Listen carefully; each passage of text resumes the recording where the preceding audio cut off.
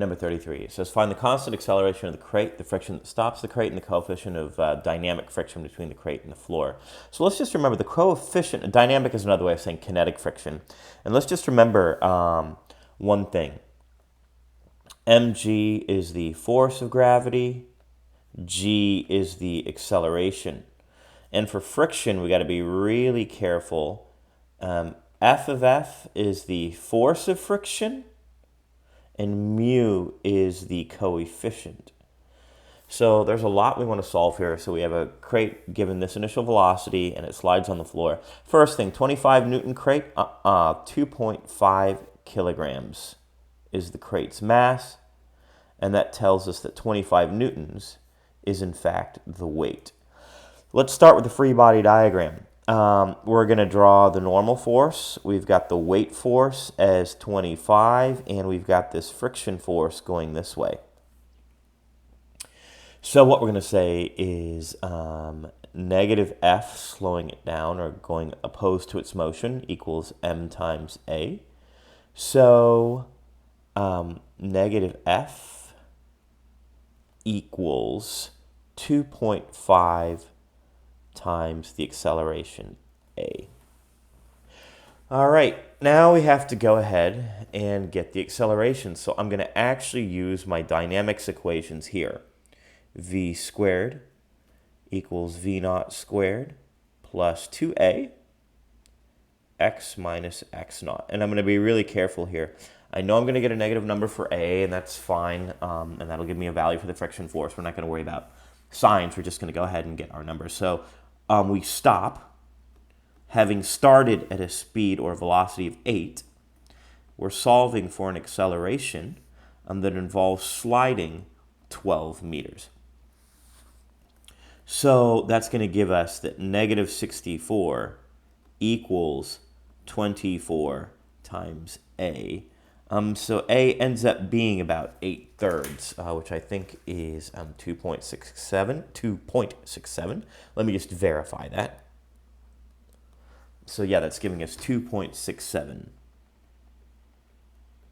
meters per second squared. Or if you prefer, we can write it as 8/3.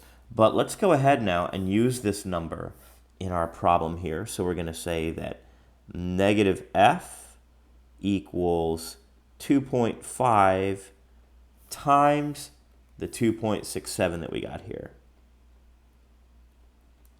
And so what we're going to get for our, and this is actually a negative a here if we want. So our friction force, let's just get the magnitude of the friction force, is going to be 2.5 times 2.67. And that's going to give us about 6.67. Now we want to get mu, which is the coefficient of dynamic friction. So this is the acceleration. This is the force of friction. Now we're going to get the coefficient of friction. So that's friction is mu times the normal force. Get that equation memorized if you haven't already. That's 6.67 equals mu times the normal force, which is going to be 25 newtons. How can I know that? Because vertically, I only have normal and weight. That is the only reason we can say those two balance.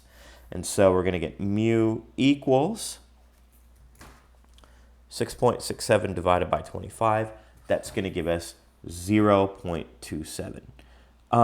Just to be clear, the speed with which I solved number 33, that is about the speed you need to be able to solve these problems for mastery on the AP. They give questions like this in multiple choice, and it's expected that you will practice these problems until you are able to do them this quickly. That's a non-negotiable. Now it says, explain why it initially takes. So question 34, 35, and 36. I think we're going to hold off on those until we can actually have them discussed in class.